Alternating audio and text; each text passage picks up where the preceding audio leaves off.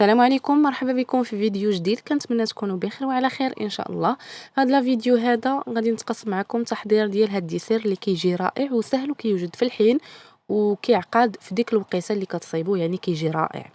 نبداو على بركه الله. اول حاجه عندي هنايا يطرو ديال الحليب، عندي 3 المعالق كبار ديال مايزينا، 3 المعالق كبار ديال الفلون من النوع اللي كيكون ساشي كبير اللي كيكون فيه السكر. اختاريت النكهه ديال البندق، هنا اختاروا اي نكهه بغيتو.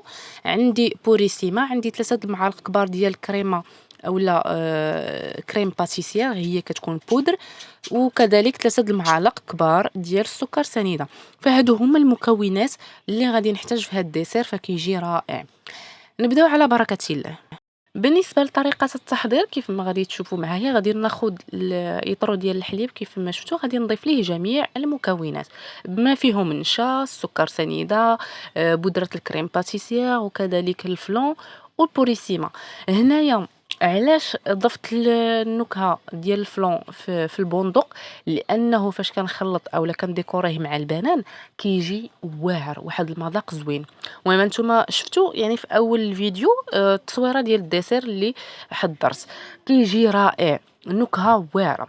بالنسبه للكريم باتيسير هنايا البودره ديالتها علاش استعملتها؟ لانها كتعطي واحد تيكستور واعره، كيولي كريموز واعر، راه ما يمكنش، راه شي حاجه اللي كتبقى مشبره راسها وما يعني ما كتسيحش، كيجي عاقد راسو. فهمتوا كيفاش بغيت نوصل لكم الفكره؟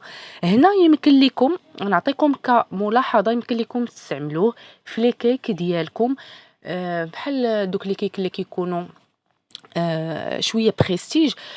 كونوا اكيدين ان هاد التكستور ديال هاد الكريمه هذه اللي يعني التحليه اللي حضرت معكم راه واعر، راه ما غاديش تندموا نهائيا. كتجي رائعه في لي كيك، كتجي واعره، مذاق مختلف. وكذلك خصوصا الناس اللي كيبغيو العشاق ديال القهوه، يمكن لكم تستغنوا يعني تستغناو على هذا الفلون وديروا هذيك قهوه سريعه الذوبان وغتخلطوا كلشي، راه كيجي رائع. انا ما يعني عن تجربه ديالتي راه ما نقول لكمش كي كيجي.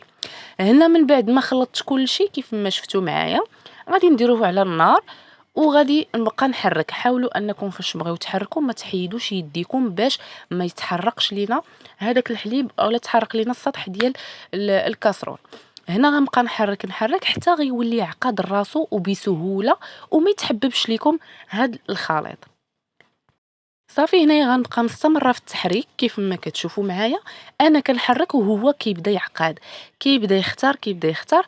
صافي كنكون يعني كيكون هنايا واجد، ويعني ما نزيدش ليه مازال طياب، ماشي حتى يبدا يبقبق كما كنقولوا تيولي عنده الفقاعات، لا.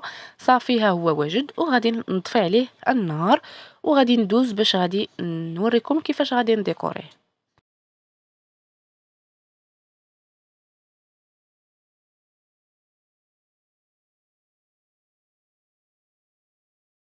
بالنسبة لهنايا الديكور كيف ما قلت لكم، هنايا استعملت بنانة ونص على حسب الكمية اللي عندي اللي خرجت ليا. يطر ديال الحليب خرجت ليا 6 د الكيسان كبار. ربما ان الا استعملتو كيسان صغار غادي يخرج لكم اكثر. انا هنايا كيف ما قلت لكم استعملت 6 د الكيسان، خرج ليا فيها يطر ديال الحليب. واستعملت البنان لان البنان بالضبط في هاد التحلية مع النكهة ديال البندق عطى مذاق رائع. الا درتو معاه شي حاجه اخرى فغيجيكم باسل وماشي هو هذاك. البنان كيعطي واحد لوغوز زوين كتضاف لهاد التحليه، داكشي علاش انايا درتو. بالنسبه بحال دابا الا اختاريتو غير يعني كفكره ربما تساعدكم، ربما الله اعلم. كفكره انه يعني الا اختاريتو بحال دابا الفلون ديال اولا النكهه ديال الفريز غتستعملوا الفريز، اختاريتو النكهه ديال اي حاجه تستعملوا فيها من غير الفاني، الفاني اللي كيتماشى مع كلشي جميع الفواكه اللي كاينه. هنا كيف ما كتشوفوا معايا من بعد ما حاولت انني يعني نديكوري هكا، يعني هكا في الجناب داخل د الكيسان باش عاد نصب عليه الخليط، فهي حتى هي فكره زويونه. وكاين عاوتاني تقدروا ما ديروا حتى شي حاجه يعني للداخل، ديروا فقط من الفوق كما شفتوا معايا، يعني شفتوا معايا في اول الفيديو الكاس اللي حضرت. يعني يعني ليطا فينال. المهم هادشي اللي بغيت نقول لكم. هنا غنبقى نديكوري بحال هكا، غنبقى غادية يعني بدقة بدقة، وفي الاخر غادي نصب هذاك الخليط اللي عندي. نحاول انني يعني ما غاديش نصب يعني تا يعمروا الكيسان تا الفوق، لا.